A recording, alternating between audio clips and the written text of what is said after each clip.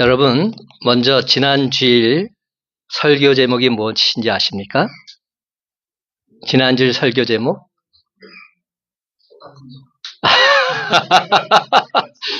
맞아요. 똑같습니다. 지난 주일 설교 제목 똑같습니다. 귀 있는 자는 들을지어다. 지난 주일은 이 말씀을 가지고 3장 14절부터 22절까지 말씀으로 선포를 했습니다. 이번 주간도 제가 말씀을 준비하려고 계속 묵상하면서 기도하는데 하나님께서 자꾸만 사도 요한이 7교회에게 보냈던 그 편지 다시 한번 묵상해라 이런 마음을 주시는 겁니다. 사도 요한이 7교회에 보낸 편지가 무엇이죠? 바로 요한계시록입니다. 요한계시록에 보면 7교회에 편지를 보냈는데요. 어느 교회에 보냈죠? 7교회? 똑바로. 7교회가 뭐죠? 똑바로 말씀하시는 분 있어요? 좀 가물가물하죠? 에서버드 사빌라. 맞아요. 우리 장로님이 대단하십니다. 에서버드 사빌라. 첫 글자만 갖고 지금 외운 겁니다.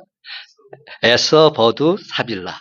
에베소, 서보나, 버가모, 두아디라, 사데, 빌라델비아, 라오디게아 교회. 이것이 7교회입니다. 근데 사도 요한이 7교회에 편지를 보냈는데 보내면서 7교회에 마무리하면서 항상 이 표현을 씁니다. 귀 있는 자는 성령이 교회들에게 하시는 말씀을 들을지어다. 이 말씀을 합니다. 귀 있는 자는 성령이 교회들에게 하시는 말씀을 들을지어다. 바로 이 말씀을 갖고 오늘도 말씀을 전하고자 합니다. 한번 따라 합시다. 귀 있는 자는 들을지어다. 귀 있는 자는 들을지어다. 여러분, 집은 가족들이 모여서 행복하게 살아가는 유일한 보금자리입니다. 그래서 스위트홈이라고 말하죠. 그래서 사람들은 집을 지으면서 될 수 있으면 크게 지으려고 하고 아름답고 생활하기 편리하도록 지으려고 합니다. 그러나 여러분, 크고 아름다운 집이 반드시 좋은 집은 아닙니다. 아름다운 집과 좋은 집 완전히 다른 말입니다. 아무리 크고 아름답게 지은 집이라 할지라도 그 집에 누가 사느냐, 여기에 따라서 집의 가치가 달라지게 되어 있습니다. 왕이 살면 그 집은 왕궁입니다. 궁전입니다. 궁궐입니다. 그러나 그 안에 죄인을 잡아 가두어 놓으면 아무리 호화찬란하다 할지라도 그 집을 우리는 감옥이라고 말합니다. 형무소인 것이죠. 술을 파는 집은 술집이고 사장님이 살면 사장님 집입니다. 성도들이 예배를 드리기 위해서 모인 곳을 우리는 예배당, 즉 교회라고 부릅니다. 이처럼 그곳에 누가 주인이고 누가 사느냐에 따라서 다르게 불려지게 되는 겁니다. 얼마나 아름답게 지었느냐 하는 것으로 불려지는 것이 아니란 말입니다. 그런데 여러분, 이는 우리의 삶에 있어서 마찬가지입니다. 누가 우리의 삶에 있어서 주인이 되느냐에 따라서 우리가 어떤 인생의 집을 지고 있느냐, 우리 인생의 집이 어떻게 되어져 가느냐, 이것이 결정되어지게 되어 있습니다. 악한 영이 주인이 되어서 있게 되면 우리의 인생은 귀신의 집을 지어가고 있는 것이 되는 겁니다. 그러나 하나님께서 우리의 주인이 되시고 성령이 우리 안에 거하시면 우리는 거룩하고 신령한 집으로 온전히 지어져 가고 있는 줄 믿으시기 바랍니다. 고린도전서 3장 16절은 말합니다. 너희는 너희가 하나님의 성전인 것과 하나님의 성령이 너희 안에 계시는 것을 알지 못합니다. 사랑하는 성도 여러분, 지금 저와 여러분의 삶은 누가 과연 주인이십니까? 여전히 내가 주인은 아닙니까? 그도 아니면 지금 우리들 마음속이 텅텅 비어있지는 않으십니까? 만에 하나 우리들 마음속이 텅텅 비어있다면 악한 귀신이 틈탈 가능성이 농후합니다.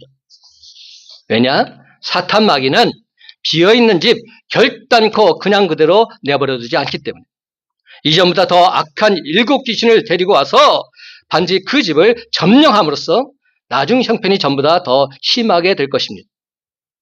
그러므로 여러분, 오로지 예수 그리스도의 마음을 품고 성령의 인도하심 따라 주인 되신 하나님 그분을 온전히 드러내면서 세상에 줄 수 없는 참된 기쁨, 감격 속에 살아가는 저와 여러분이 다 되시기를 예수님의 이름으로 간절히 축원합니다. 여러분, 저에게는 영적인 멘토 목사님 두 분이 계십니다. 여러분에게도 멘토가 다 있으시겠지요? 저는 제가 힘들고 어려울 때마다 경기도 양평에 있는 예수 영성원을 방문해서 영적인 스승 두 분 목사님을 찾아뵙고 그분들에게서 새 힘과 위로를 얻곤 합니다. 예영원, 이름 그대로 예수 영성을 본받고자 목회를 은퇴하신 후에 그곳에 거룩한 처소를 짓고 살고 계신 목사님 가정이 계십니다. 부부 목사님과 그리고 따님 목사님, 세 가정 모두가 다 목사님이에요. 다 목사님들이에요. 참으로 놀랐습니다. 그런데 이분들이 처음부터 이렇게 목회의 길로 들어선 것은 아니었습니다. 남편이신 백남철 목사님은 공군사관학교 출신입니다. 공군사관학교를 나와서 파일럿을 하셨고 공군대학 교수로 있다가 목회자가 되셨어요. 그리고 아내이신 박청자 목사님은 나이가 지금 80이 다 돼가는데도 고대 경영학과를 나왔어요. 여자분이. 그리고 고교 선생님으로 봉직하다가 목사님이 되셨어요. 두 분 다 세상적으로 볼 때는 잘 나가던 그런 분이셨어요. 그러던 중에 고3이었던 딸 아이가, 그 딸이가 공부를 잘했는데 차로 학교를 바래다 주다가 교통사고가 난 겁니다. 대형 교통사고가 나서 그만 그 딸 아이가 70여일 동안 식물인간이 되고 만 거예요. 식물인간으로 있다가 하나님의 전적인 은혜로 의식이 회복되어서 그 이외의 세상적인 모든 걸 다 내려놓고 예수 그리스도를 주인으로 모시고 살고 있는 진짜 신앙인들입니다. 그런데 이번에 제가 갔더니 세월의 흐름은 어쩔 수 없는가 봅니다. 그렇게 정장하시던 두 분 목사님께서 많이 늙고 많이 연약해지신 겁니다. 특히 아내 목사님은 며칠에 넘어지시는 바람에 걷는데도 상당히 어려움을 겪고 계셨어요. 두 분 목사님의 가장 큰 기도 제목은 혼자서는 살아가기 힘든 딸 채은 목사를 남겨두고서 먼저 천국에 갈 날이 얼마 남지 않았기에 어석히 딸과 함께 동역할 배우자를 보내달라는 이 기도 제목 하나뿐이었습니다. 그러면서 남편 백락철 목사님께서 제가 요즘 많이 힘든 것을 단번에 눈치채시고서는 저에게 이렇게 말씀해 주시는 겁니다. 이대성 목사, 목회하면서 많이 힘들지? 너무 힘들어하지 마. 참된 행복이 뭔지 알아? 하나님을 내 주인으로 모시고 사는 삶이야. 하나님을 내 주인으로 모시고 사는 삶, 이것이 진짜야. 하나님이 내 삶의 주인인데 도대체 뭔 걱정이야? 하나님이 내 삶의 주인인데 도대체 뭔 걱정을 해? 하지 마. 그렇습니다, 여러분. 하나님을 내 삶의 주인으로 삼는 자는 내가 주인이 아니라 하나님께서 주인이십니다. 나는 단지 주인이신 하나님 말씀에 순종하면서 살면 되는 겁니다. 그러면 하나님께서 다 알아서 하십니다. 여러분, 이보다 더 짜릿하고 극적인 삶이 어디 있겠습니까? 하나님께서 내 삶을 통해서 역사하신 일들을 날마다 목도하며 사는 삶. 바로 이것이야말로 그 무엇보다 가장 행복한 삶이 아니겠습니까? 사랑하는 성도 여러분, 내 인생의 앞길은 오직 하나님만이 아십니다. God knows. 왜냐하면 세상 만물을 창조하신 하나님께서 지금도 세상 만물을 주관하고 계시기 때문에. 따라서 만주의 주, 만왕의 왕이신 바로 그 하나님께서 우리의 앞길을 열어주셔야만 하는 것입니다. 그렇습니다. 첫째로 하나님이 열어주셔야 합니다. 하나님이 열어주셔야 합니다. 그렇다면 여러분, 과연 어떤 사람의 인생을 하나님께서 열어주실까요? 오늘 본문 속에서 우리는 그 실마리를 발견할 수 있습니다. 본문의 배경은 이러해요. 당시 지중해 쪽에는 7교회가 있었습니다. 근데 5교회는 칭찬도 받고 책망도 받았지만 2교회는 칭찬만 받았어요. 질문? 그럼 2교회가 어딜까요? 칭찬받은 2교회? 예? 자신 있게?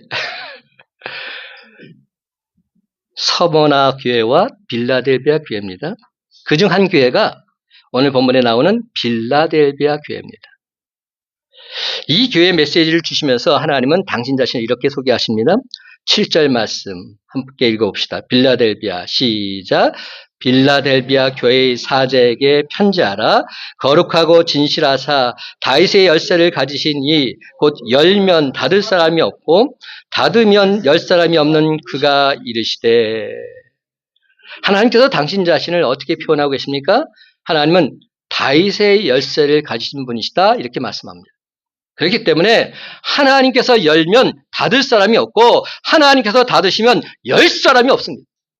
하나님이 열었는데 어떻게 인간이 닫을 수 있겠습니까? 닫을 수 없습니다. 그렇습니다. 하나님께서 열어주셔야 사람이 복을 받는 것입니다. 길을 쓰고 몸부림친다고 해서 되는 거 아닙니다. 그러다 안 되면 병만 얻고 성질만 더 더러워집니다. 화만 납니다. 그렇습니다. 여러분, 하나님께서 열어주셔야 합니다. 이렇게 인생의 열쇠를 가진 하나님께서 뭐라고 말씀하십니까? 8절 상반절 이렇게 말씀합니다. 볼지어다 내가 내 앞에 열린 문을 두었을 때 능히 닫을 사람이 없으리라. 하나님께서 축복의 문을 열어놓았으니까 이제 그 복을 받으라는 겁니다. 이 축복의 문으로 들어오라는 겁니다. 마치 하늘나라 궁궐문을 활짝 열어놓았으니 와서 마음껏 가져가라 말씀하시는 것 같습니다. 그러면서 이렇게 말씀하십니다. 능히 닫을 사람이 없으리라. 아무도 닫을 자 없다. 그래서 하나님께서 열어주시면 그 누구도 닫을 수 없습니다. 그렇다면 하나님께서 왜 이런 복을 주셨을까요? 그들이 하나님 앞에 어떻게 살았는지 하나님께서 다 보시고 알았기 때문에.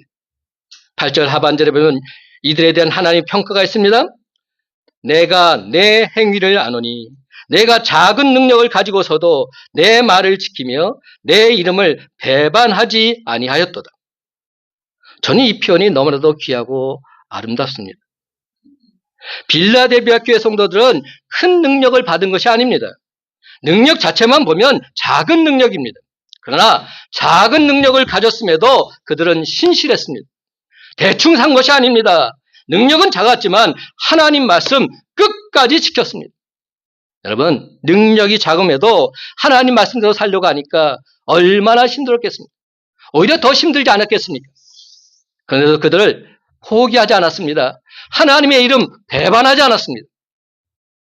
이 세상에는 많이 받고도 큰 능력을 가지고도 상황이 어려우면 하나님 말씀을 저버리는 사람 얼마나 많은지 모릅니다. 하나님이 밥 먹여주냐 이러면서 미련 없이 세상과 타협하고 돌아서는 사람들 너무나도 많습니다. 그들이 능력이 작아서가 아닙니다. 비교해보면 남보다 더 많이 받았고 더 많이 주셨습니다. 그런데도 그들은 믿음으로 살지를 않습니다. 상황 따라 형편 따라 적당히 타협하면서 살아갑니다. 이를 다른 사람들은 잘 모릅니다. 그러나 누가 압니까? 하나님이 아시고 바로 내 자신이 그것을 잘 압니다. 내가 어떻게 살고 있는지 하나님이 아시고 내가 나를 잘 압니다. 그럴진데 어찌 하나님께서 이런 사람에게 복의 문을 열어주시겠습니까? 그런데 여러분, 오늘 말씀을 잘 보시면 빌라델비아 사람들은 작은 능력을 줬다고 불평하지 않았습니다. 그렇다고 해서 이들은 하나님을 위해서 무슨 큰 일을 한 것도 아닙니다. 능력이 작기 때문에 할 수도 없습니다. 그들이 한 것이라고는 하나님 말씀을 지키면서 하나님의 이름을 배반하지 않은 것뿐입니다. 하나님의 말씀을 지키면서 하나님의 이름을 배반하지 않는 삶, 이 삶을 산 것입니다. 어찌 보면 이 정도는 누구나 다 할 수 있을 것 같습니다. 성전을 건축했다든지 선교를 했다든지 수많은 사람들 구원했다든지 이런 일은 없었습니다. 하고 싶어도 능력이 안 되니까 못했던 겁니다. 그것은 하나님께서도 아십니다. 작은 능력을 주셨다는 것을 하나님도 아시기에 큰 일을 요구하지도 않으셨습니다. 그렇습니다, 여러분. 우리가 믿는 하나님은 주신 대로 요구하시지 작게 져놓고서 많이 내놓으라 강요하지 않으신다는 말입니다. 그렇습니다. 빌라델비아 교인들은 작게 받았음에도 주어진 여건 속에서 하나님께 죽도록 충성을 다했습니다. 누구는 이렇게 많이 주면서 난 이게 뭐냐? 기분 나빠서 도저히 못 믿겠다. 뭐 이러면서 대충 산 것이 아닙니다.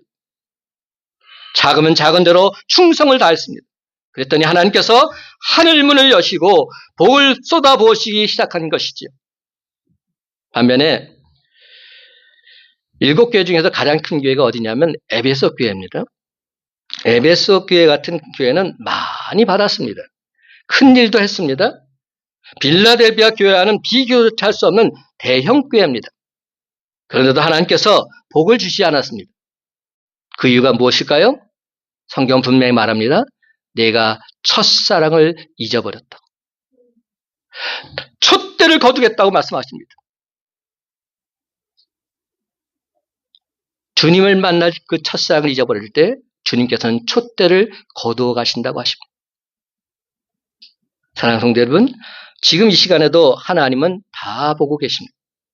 우리가 어떻게 하나님 앞에서 살고 있는지 다 보고 계십니다. 왜 이렇게 주목해서 보고 계실까요? 복줄 사람을 찾으려고 지금 보고 계신 것입니다. 그 사람에게 하늘 금고를 활짝 열어놓고서 마음껏 축복해 주시려고 보고 계시는 것입니다. 그렇습니다. 하나님께서는 지금 이 순간에도 우리에게 하늘의 문, 인생의 문, 축복의 문을 열어주고 싶어 하십니다. 여러분, 참 좋으신 하나님께서 왜 우리에게 복 주시기를 기뻐하지 않으시겠습니까? 당연히 기뻐하시죠. 지금 당장이라도 당장 당신 마음에 합한 사람만 있다면 활짝 열어주실 것입니다. 하지만 복의 문은 그렇게 아무에게나 쉽사리 열리지는 않습니다. 그렇다면 도대체 어떤 사람들에게 열리게 될까요? 오늘 본문 말씀처럼 어렵고 힘든 상황 가운데서도 하나님 말씀을 의심하지 않고 지키려고 애쓰고 힘쓰는 사람, 구하면 주신다는 말씀을 믿고 끈질기게 기도하는 사람, 죽도록 충성하면 생명이 멸류관을 주신다는 그 말씀을 믿고서 끝까지 충성하는 사람, 아무런 이적이나 표적이나 사인이 없어도 오직 믿음으로 하나님을 바라보는 사람, 인생이 잘 안 풀리고 시험에 떨어지고 기도 응답도 없는 것 같아도 변함없이 예배의 자리를 지키는 사람, 주변에서 박해가 있고 조롱이 있음에도 우리 하나님은 좋으신 하나님이라는 이 사실을 믿어 의심하지 않는 사람, 처음 가진 그 믿음을 희종열 끝까지 지키는 사람, 이런 사람들에게 하나님께서는 하늘의 문을 활짝 열어주실 줄로 믿습니다. 만에 하나 하나님께서 우리 인생의 문을 열어주시지 않으신다면 우리들의 수고는 다 헛수고가 되는 겁니다. 아무것도 아닌 것이 되는 겁니다. 하나님께서 도우시는 사람들을 보면 결정적인 선택의 순간에 참으로 지혜로운 선택을 하게 되어 있습니다. 꼭 될 일만을 선택합니다. 안 될 것 같은데 이상하리만큼 잘 됩니다. 왜일까요? 선택할 때 하나님께서 바로 옆에서 도와주시기 때문에, 하나님께서 바로 옆에서 도와주시기 때문에. 그렇습니다, 여러분. 인생이 풀리는 사람들을 보게 되면 그들의 삶에 있어서 하나님의 전적인 도우심이 있습니다. 중요한 순간에 하나님께서 지혜를 주십니다. 중요한 순간에 하나님께서 능력을 더하여 주십니다. 남들이 못 보는 것을 보게 해 주십니다. 그렇습니다. 내 인생의 열쇠는 오직 내 삶의 주인이신 하나님께 달려있는 줄 믿으시기 바랍니다. 두 번째로, 열쇠는 하나님께 있습니다. 그렇다면 하나님의 행하심을 온전히 믿는 이런 사람들에게 하나님께서 과연 어떤 복을 주실까요? 저는 이 부분이 참 은혜가 됐어요. 오늘 9절부터 12절 말씀 다 같이 한 목소리로 함께 읽어보길 원합니다. 또박또박 읽어봅시다. 보라 사탄의 회당, 시작. 보라 사탄의 회당 곧 자칭 유대인이라 하나 그렇지 아니하고 거짓말하는 자들 중에서 며칠 내게 주어 그들로 와서 내 발 앞에 절하게 하고 내가 너를 사랑하는 줄을 알게 하리라.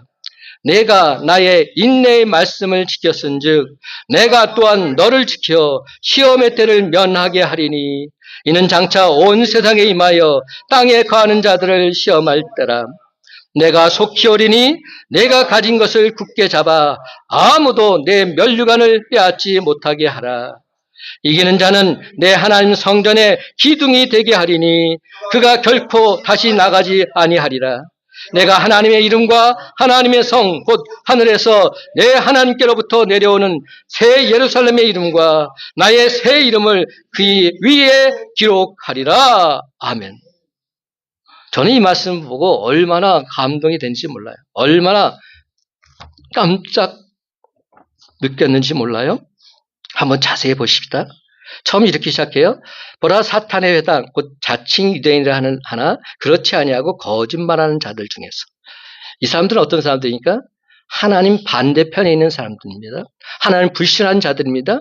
근데 그들을 나한테 보내주겠다는 겁니다.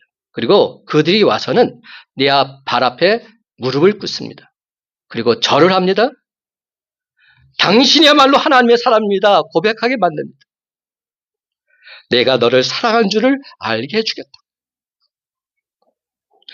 내가 나의 인내의 말씀을 지켰은즉 내가 또한 너를 지켜서 시험의 때를 면하게 해주겠다. 내가 속히 올 것인데 내가 가진 것을 굳게 잡아서 아무도 내 면류관을 빼앗지 못하게 할 것이라. 이기는 자는 내 하나님 성전의 기둥이 되게 하리니 그가 결단코 다시 나가지 않게 하겠다. 주님의 성전의 기둥으로 내가 너를 세워주겠다 말씀하고 있는 겁니다. 내가 하나님의 이름과 하나님의 성, 곧 새 예루살렘의 이름과 나의 새 이름을 그의 위에 기록해 주겠다. 내 위에 하나님의 이름, 예수 그리스도의 이름 기록해 주겠다. 얼마나 멋진 말씀입니까? 이것이 바로 빌라델비아 교인들에게 주신 생명의 말씀입니다. 사랑하는 성도 여러분, 사람이 이 땅에 살면서 과연 몇 배의 축복을 받으면 그래도 많이 받았다 생각할 거예요. 여러분, 몇 배의 축복을 받으면, 그러니까 작년보다 올해 얼마나 복을 받으면 여러분들 좋으십니까? 얼마나 받으면 좋으시겠어요? 더블? 따더블? 많이 받으면 좋죠? 성경에는 몇 배를 받았다고 되어 있죠? 100배의 축복을 주셨다고 했어요. 전에보다 100배의 축복을 주셨다. 창세기 26장 12절에서 14절 말씀 제가 읽어볼게요. 이삭이 그 땅에서 농사하여 그의 100배나 얻었고 여호와께서 복을 주심으로 그 사람이 창대하고 왕성하여 마침내 거부가 되어 양과 소가 떼를 이루고 종이 심이 많음으로 블레셋 사람들이 그를 시기게 하였노라. 여러분, 농사를 지었는데 전에보다 무려 수확이 100배가 됐다는 겁니다. 한 배, 두 배, 10배가 아니라 100배입니다. 얼마나 놀라운 은혜와 축복을 주셨다는 겁니다. 마침내 그가 거부가 되었다.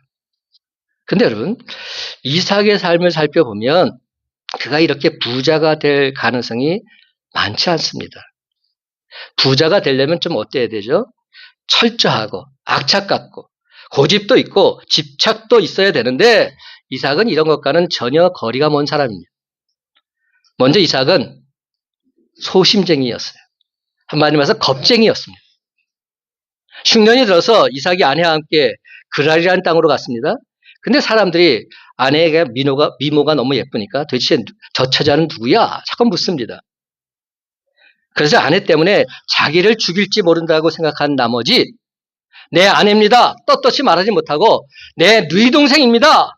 이렇게 말했던 자가 바로 이삭입니다. 한마디로 이삭 그는 겁쟁이요. 부자가 되기에는 전혀 어울리지 않는 그런 자였습니다. 여러분, 이삭은 또한 싸움도 잘 하지 못했어요. 뭐 싸움이라도 잘하면 더 좋잖아요. 근데 전혀 싸움을 못했어요. 사막에서 동물을 키우려면 물이 있어야 됩니다. 그래서 중동 지역에서는 우물이 무척 중요했습니다. 그런데 이삭은 아버지 아브라함이 파놓은 우물을 빼앗기고 맙니다. 빼앗기고는 달라는 말도 하지 못하고 그냥 다른 곳으로 갑니다. 그곳에서 힘들게 또 우물을 팝니다. 파면 또 사람들이 와서 빼앗습니다. 그러면 저항 한번 못하고 또 다른 곳으로 가서 우물을 파는 그런 사람이었습니다. 물려준 것도 지키지 못하는 사람, 자기 것도 지키지 못하는 사람, 그런 사람이 이삭이었습니다. 또한 이삭은 예스맨이었어요. 예스. 아브라함 아버지가 너를 잡아서 하나님께 제물로 드리겠다 이렇게 말하니까 두말하지 않고 그대로 순종했던 사람입니다. 아버지가 밧줄로 자기를 묶어도 그대로 했습니다. 칼을 들어서 치려고 해도 반항하지 않습니다. 반항하기로 맘만 먹었다면 늙은 아버지 왜 못 이기겠습니까? 그런데도 그는 가만히 있습니다. 어찌 보면 바보 아닌가 이런 생각이 들 만큼 순수하다 못해 융통성이 전혀 없는 사람입니다. 이런 가정들을 살펴볼 때 이삭이 부자가 될 만한 가능성, 기질 일도 보이지 않는 사람이었습니다. 그런데 여러분, 세상적으로 성경한 사람들 보면 어떻습니까? 무언가 좀 다르지 않습니까? 집념이 있든지 결단력이 있든지 아니면 무슨 도전 정신이 있든지 보통 사람들과는 뭔가가 다릅니다. 이런 세상 기준으로 볼 때 이삭은 전혀 아니오시다였습니다. 어디 나가면 딱 굶어 죽게 안성맞춤인 그런 사람입니다. 가장이지만 남자지만 전혀 가장 역할을 제대로 못했던 사람, 남자 역할을 못했던 사람, 그 사람이 바로 이삭이었습니다. 근데 이런 사람이 어떻게 부자가 될 수 있었을까요? 답은 분명합니다. 하나님께서 복을 주시니까 부자가 되었습니다.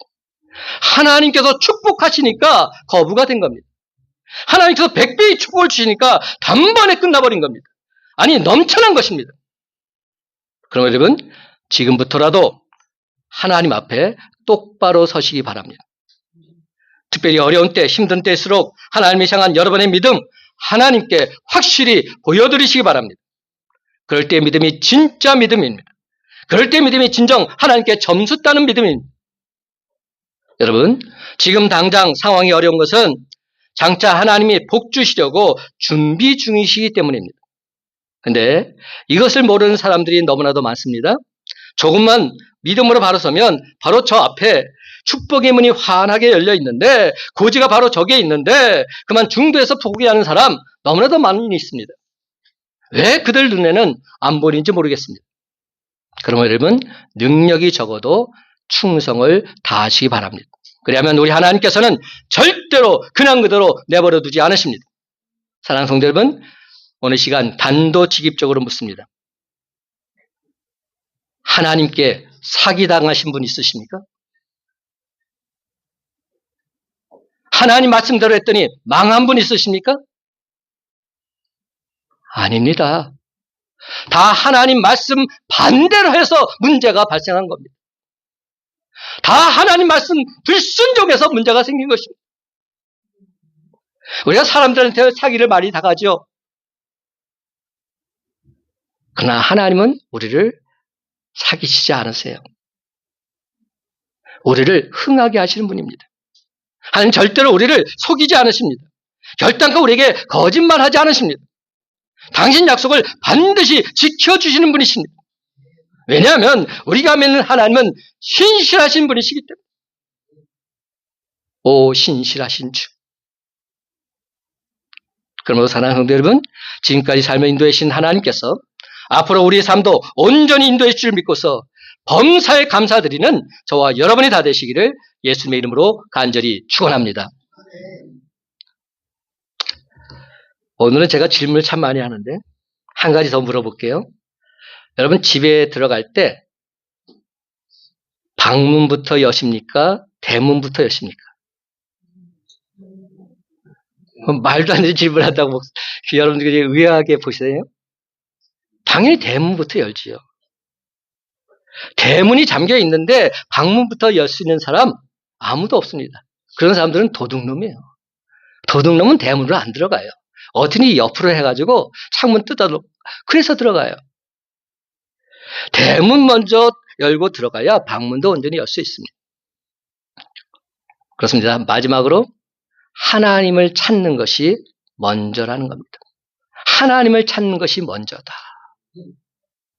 여러분 오늘 시간 내 인생은 어지간히도 안 풀린다 이렇게 생각하시는 분이 계십니까? 정말이 잘 될 것 같으면서도 이상하리 마치 잘 안 되십니까? 그렇다면 내가 먼저 하나님 그분께 마음문을 온전히 열었는지 확인해 보시기 바랍니다. 하나님과 나 사이에 커다란 대문 쾅 닫혀 있는데 어떻게 하나님께서 우리에게 들어오시겠습니까? 그렇습니다, 여러분. 내가 먼저 하나님을 향한 마음문을 열어야 하나님께서 들어오실 수 있습니다. 하나님의 축복은 절대로 뒷문으로 들어오지 않습니다. 그러므로 혹여 하나님을 향한 여러분의 마음문은 열지도 않으면서도 하나님을 온전히 믿지도 않으면서도 내게도 하나님 복을 달라고 내 인생도 좀 풀리게 해달라고 애타게 간구하는 어리석음 범하고 있는 우리의 모습은 아닙니까? 친구 집을 방문했을 때 우리는 먼저 어떻게 하죠? 초인종을 눌러요. 띵동 띵동 뭐 여러 가지 초인종이 있을 수 있습니다. 초인종을 누른 다음에는 어떻게 합니까? 기다립니다. 그렇게 몇 번을 계속 눌렀는데도 반응이 없으면 집안에 아무도 없다고 판단하고 우리는 그냥 돌아서게 되어 있어요. 오늘 제가 참 감사한 것은 우리 김승은 집사님께서 예배 자리에 오셨어요. 지난 어버이 주일날 어르신들한테 떡 배달을 제가 했습니다. 그래서 우리에게 나오지 못하신 어르신들 일일이 다 찾아가면서 제가 떡을 드렸어요. 그때 김승은 집사님을 만나 뵀지요. 근데 오늘 이 자리에 이렇게 오신 겁니다. 얼마나 감사한지요. 근데 다 배달을 했는데 한 가정만 못했어요. 왜 못했나? 안 계셨기 때문에. 아무리 눌러도 반응이 없는 겁니다. 집에 안 계신 겁니다.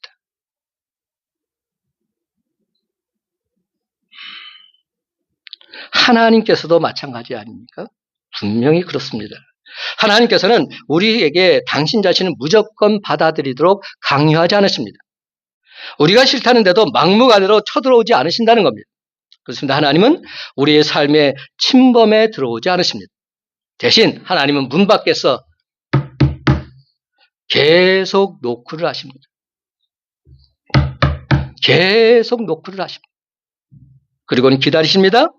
그러던 중 우리가 우리 삶의 문을 열고서 하나님을 내 삶의 주인으로 모셔드리게 되면 하나님 기꺼이 안으로 들어오셔서 영원토록 우리 곁에 머물고 계시면서 놀라운 일들을 행하여 주십니다.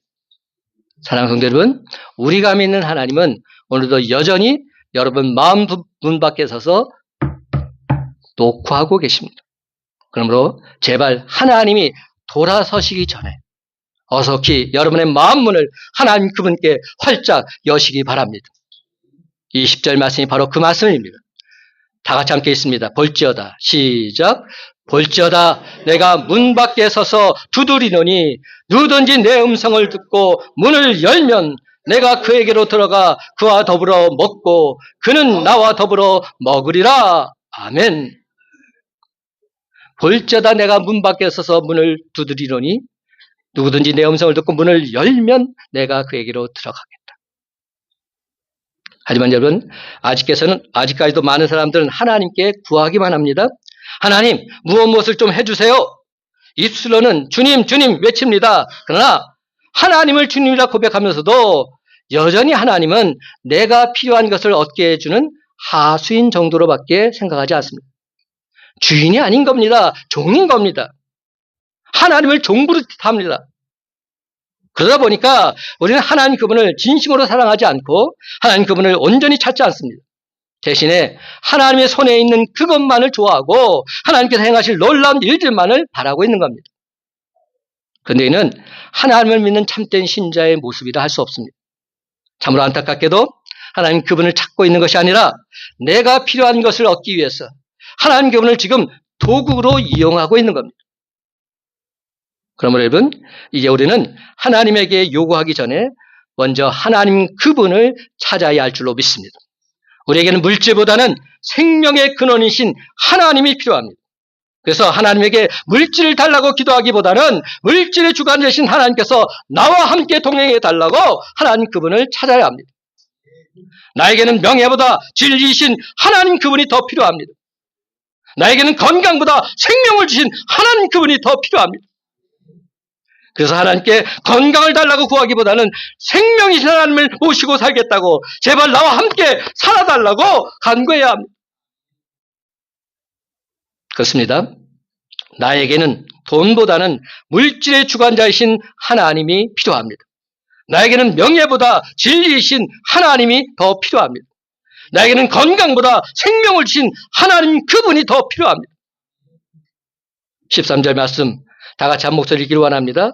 시작. 귀 있는 자는 성령이 교회들에게 하시는 말씀을 들을지어다. 아멘.